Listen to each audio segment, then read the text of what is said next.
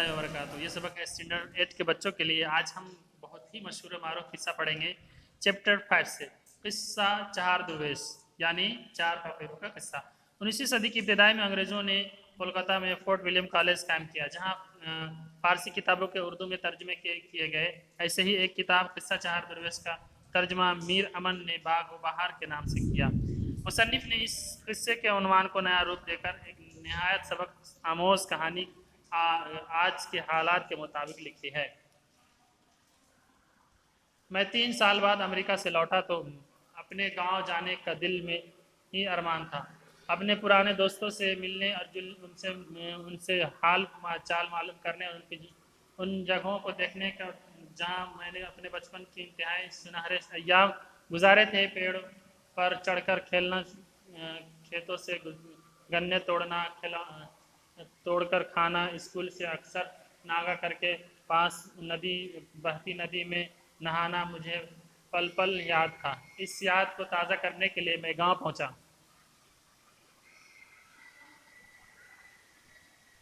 अपना आबाई घर देखा जो अब एक आलीशान मकान में बदल चुका था। उसके मौजूदा मालिक कभी हमारे किराएदार हुआ करते थे। गांव की सड़क भी मिट्टी रेत की जगह सीमेंट की बन गई थी। गांव में बिजली भी आ गई थी। पुराने की जगह अब ट्यूबवेल ने जगह ले ली गई थी। गांव के प्राइमरी स्कूल अब इंटर कॉलेज बन चुका था। बहुत कुछ बदल गया। अपने दोस्त याद आए, उनके बारे में मालूमात की। एक सबसे करीबी दोस्त रफ़ीक के मकान की तरफ गया, जो किसी ज़माने में कच्चा अध पक्का था। वहाँ पहुँचा तो मकान पहचानने में भी मुझे ज़्यादा दिक्कत नहीं लगा। उसकी हालत तकरीबन वैसे ही थी, सिवाय एक कमरे के जो कुछ नया सा था, बाकी मज़ीद शिकस्ता हो गया था। बाहर देखा तो एक बोर्ड आवेजा था, जिस पर बड़ा बड़ा लिखा था अंजुमन खिदमत खल्क में। अंजुमन खिदमत खल्क। मैं अंदर दाखिल हुआ तो देखता हूँ कि 4 लोग दरवेशों की शक्ल में मिस्किन सूरत बैठे हैं। गुर्बत व अफलास उनके हिलिये से मुतरश्शिह थी, अलबत्ता चेहरों से इंतहाई ताबना की और इत्मीनान झलक रहा था। उनमें से 2 की दाढ़ी मुख्तसर और बाकी 2 की बहुत बड़ी हुई थी। मैंने करीब पहुंचकर सलाम किया। उनमें से एक उठा और अरे सईद, तुम कहाँ हो? मुझसे बगल गिर हो गया। अब मैं उनको पहचान चुका था कि वो मेरा सबसे गहरा दोस्त रफ़ीक था। मैंने कहा, अरे रफ़ीक, तुमने ये कैसी हालत बना रखी है? वो बोला, पहले आराम से बैठो, इनसे मिलो। ये फजलू है, फजलुद्दीन, जो तुम्हारे घर के बिल्कुल बाहर में रहता था। ये अंजुम है जो हमारे साथ प्राइमरी स्कूल में पढ़ते थे।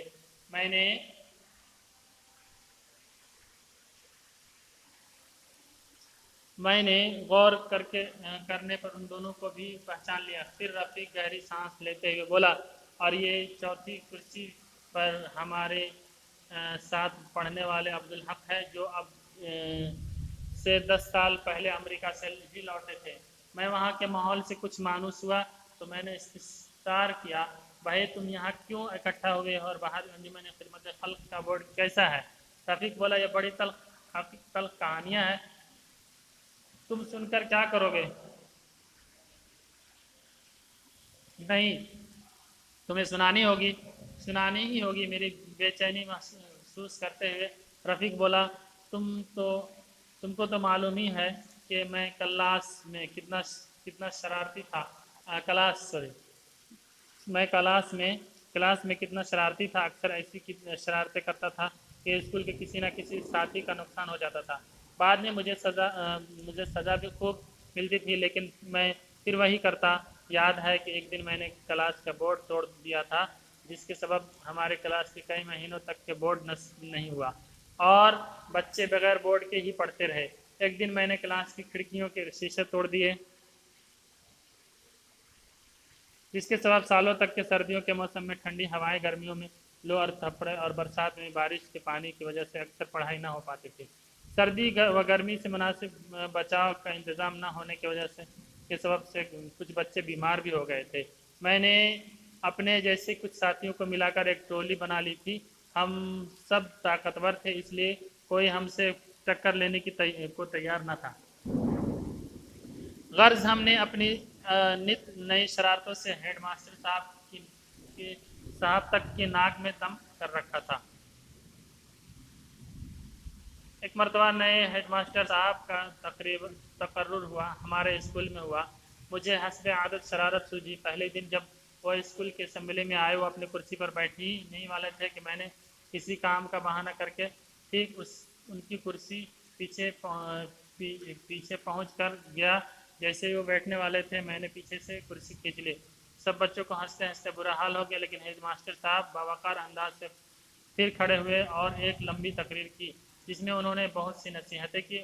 उनकी तकरीर का एक जुमला अब तक मेरे कानों में गूंज रहा है, बेअदब बेनसीब बाअदब बानसीब। ये जुमला मुझ पर पूरा सादिक आया है। मैंने 5वीं क्लास पास करने में 3 साल खर्च किए। मैंने और आगे पढ़ने से इनकार कर दिया। घर वालों ने मुझे लाख समझाया, पर मेरी समझ में ना आया। थक हार कर घर वालों ने मुझे पास के कस्बे में एक कारखाने में काम के लिए काम सिखाने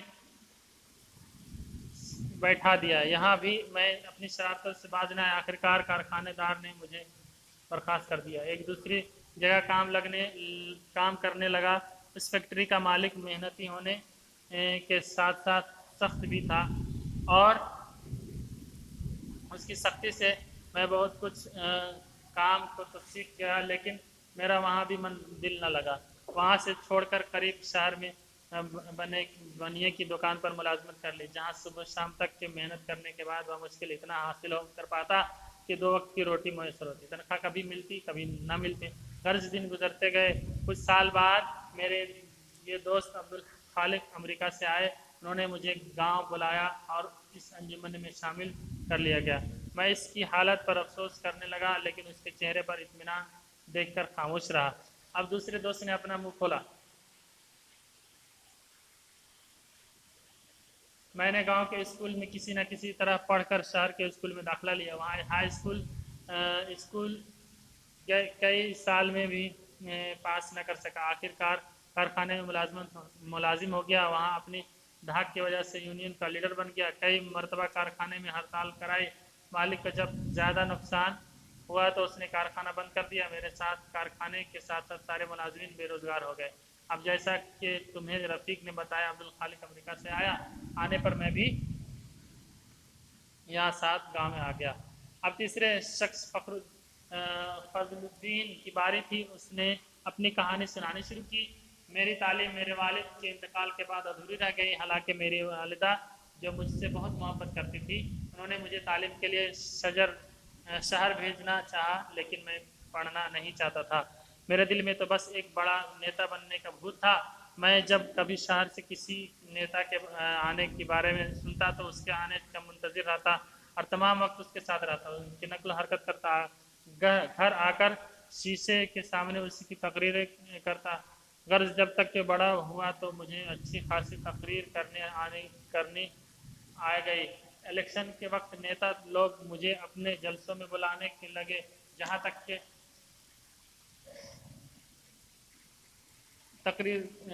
जहाँ मैं तकरीर करता और मेरी तकरीर पसंद की जाने लगी। अब मुझे माली फ़ायदा भी होने लगा, जिससे मैं अपने घर का खर्च उठाने लगा। जो जवान हुआ तो एक मकामी पार्टी के यूथ विंग का सेक्रेटरी बना दिया गया।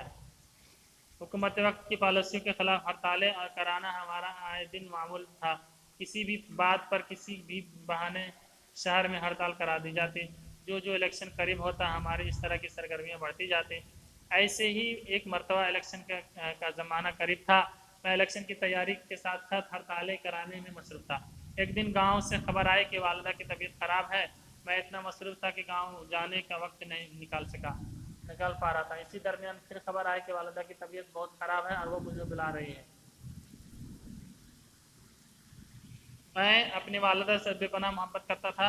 उन्होंने محبت کرتا تھا. انہوں نے ابو کے انتقال کے بعد ماں اور باپ دونوں کے فرائض ادا کیے. چنانچہ ماں کی محبت مجبور ہو کر میں سب کچھ چھوڑ کر گھر پہنچ گیا تو دیکھا کہ ماں نیم غشی کی حالت میں تھی. میرے آواز دینے پر انہوں نے آنکھ کھول کر کہا دیکھا. پھر مجھے خوب پیار کیا. میں نے لوگوں سے حالت معلوم کی. مجھے بتایا گیا کہ آج شہر سے ڈاکٹر صاحب آئے تھے. انہوں نے یہ دوا لکھ کر دی تھی اور کہا کہ فوراً شہر سے منگوا لو. یہاں آج کوئی بس آیا اور کوئی سواری نہیں ہے کیونکہ ہڑتال میں نے اپنا اسکوٹر لیا اور شہر پہنچ گیا. وہاں جا کر دیکھا تو سب بازار بند تھے کیونکہ ہماری پارٹی کی طرف سے آج ہڑتال کا اعلان کیا گیا تھا. میں نے ایک بازار سے دوسرے بازار, دوسرے سے تیسرے بازار گیا, لیکن ہڑتال اس قدر کامیابی تھی کہ چھوٹی سے چھوٹی دکانیں بھی نہ کھل رہی تھی. اگر کوئی دن ہوتا تو میں اس کامیابی پر انتہائی خوش ہوتا, لیکن آج میرے سامنے دوسرا مسئلہ تھا.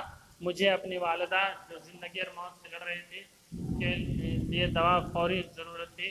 کسی دکان کے نہ کھلے ہونے پر مجھے انتہائی غصہ آیا. آخرکار ایک جانکار ڈاکٹر کے پاس پہنچا. ان کی حالات بتائے. انہوں نے کہا کہ شاید یہ دوا میرے گھر پر موجود ہے, میں دے دیتا ہوں. کچھ دیر بعد انہوں نے مجھے دوا لا کر دی. وقت پر ان کی مدد سے میں بے حد متاثر ہوا. وہ مجھے فرشتے جیسے کم نہیں لگے. الغرض میں دوا لے کر کے واپس آیا تو میری وہاں روح قدس عنصری سے پرواز کر چکی تھی. مجھ پر غموں کا پہاڑ ٹوٹ پڑا اور سکتے کے عالم میں طاری ہو گیا. جس ماں نے مجھے اپنا سب کچھ نچھاور کر کے پالا پوسا, گویا وہ میرے ہی اعمال کی نظر ہو گئی. مجھے محسوس ہوا کہ خود آپ اپنے دام میں سے آ گیا. مصداق ہے میں خود سزاوار ہوں.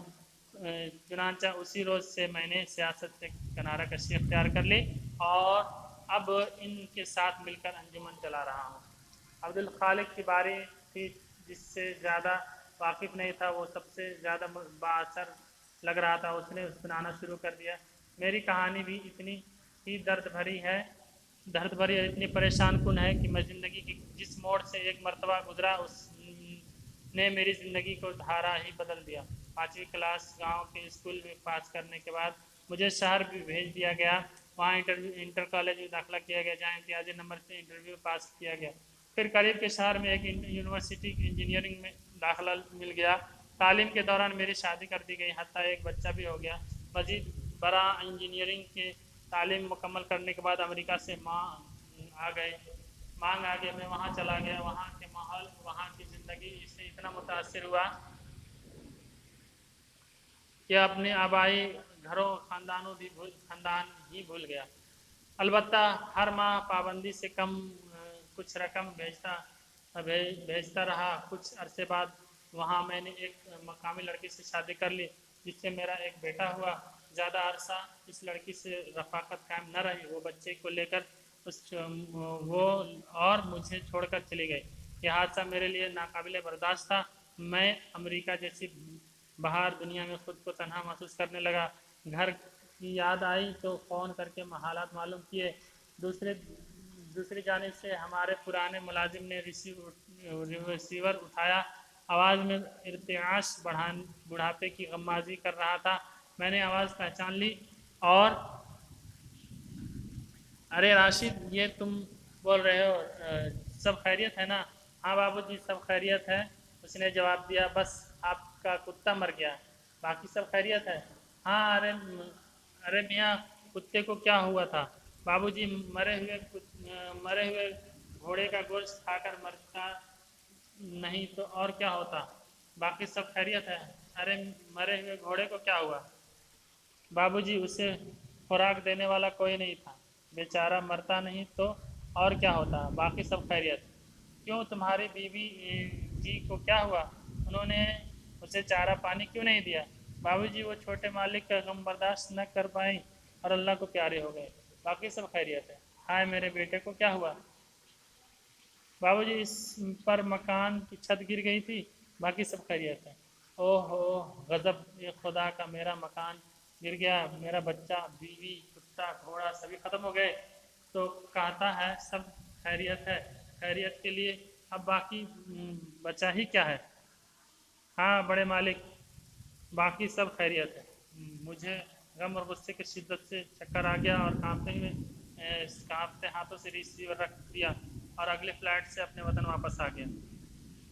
یہاں آ کر اپنے ساتھیوں کو اکٹھا کیا اور ان کے ساتھ اپنی تجویز رکھی کہ ہمیں لوگوں کی خدمت کرنی چاہیے۔ یہ لوگ بھی اپنے اپنے حالات کا شکار تھے۔ فوراً ہی میری تجویز سے اتفاق کر لیا۔ رفیق جو اسکول میں شیشے توڑتے تھے، انہوں نے تعلیم کا شعبہ سنبھالا ہوا ہے۔ فضل الدین جن کی والدہ دوا نہ ملنے اس کی انتقال کی وجہ سے ہو گئی تھی، اب وہ ایک خیراتی دواخانہ چلا رہے ہیں۔ میں خود ایک انجمن کا صدر ہوں۔ ان لوگوں کے جذبات سے متاثر ہو کر میں ان کی انجمن میں شامل ہو گیا اور یہ اس قصہ کا 5واں درویش بن گیا۔ یعنی آج ہم نے جو قصہ 4 درویش سے جو باتیں سیکھی ہے کہ ہمارے کردار، ہمارے سسٹم اس قدر ہونی چاہیے تاکہ ہمارے اس کردار کی وجہ سے ہمارے زندگی پہ اثر نہ ہو۔ اگر آپ ایسا کریں گے تو ضرور ایک نہ ایک دن اس پہ اثر ہوگا، جیسا کہ اس سبق سے ہمیں حاصل ہوا۔ تعلیم کی اہمیت اور تعلیم حاصل نہ کرنے والوں کی حالت پتہ چلی۔ اگر آپ تعلیم کریں گے اور حاصل کریں گے اور اس پہ اچھے سے عمل کریں گے تو آپ ہمیشہ کامیاب رہیں گے۔ اس کے علاوہ ہمیں سب کی عزت و احترام کرنی چاہیے۔ ایسا کرنے سے ہی ہمارا نصیب اچھا بنتا ہے۔ اب اس کے کچھ الفاظ معنی ہیں وہ دیکھیں۔ ایام کے معنی ہے یوم کی جمع، یوم معنی دن، اویزہ لٹکا ہوا متعلق، درویش کے معنی فقیر غریب مسکین افلاس غریبی، مترشہ تھی ٹپک رہی تھی، تابناکی روشنی چمک، گویا ہوا بولنے کی تیار، گویا ہوا بولنے کی تیار ہوا، گویا ہوا بولنے کی تیار ہوا، خدمت خلق عوام کی خدمت، بےہودگی بھلائی، تلخ کے معنی ہے ناگوار دل کو دکھانے والی بات، برخاست کے معنی ہٹا دینا موقوف کر دینا، تقرر کے معنی مقرر کرنا یا ہونا، فرائض کے معنی فرض کی جمع، نیم غشی کے معنی نیم بے ہوشی، مزید برآ کے معنی اس سے بڑھ کر، دام کے معنی جال، ارتعاش کے معنی کپ کپی، غمازی چغلی خانہ، شعبہ کے معنی ٹکڑا شاخ، انجمن کے معنی مجلس، تجویز کے معنی رائے اصلاح، صدر کے معنی میر مجلس میر صدر، باوقار بلند مرتبہ شکستہ ٹوٹا ہوا، رہٹ کے معنی چرخی جس کے ذریعے سے کنویں سے پانی نکالا جاتا ہے، روح کف سے عنصری سے پرواز کرنا، انتقال ہونا، موت واقع ہونا، بے ادب بے نصیب باادب بانصیب، ایک مقولہ ہے جو دوسروں کا ادب کرتا ہے اس کی قسمت اچھی ہوتی ہے، جو نہیں کرتا وہ بدقسمت ہوتا ہے۔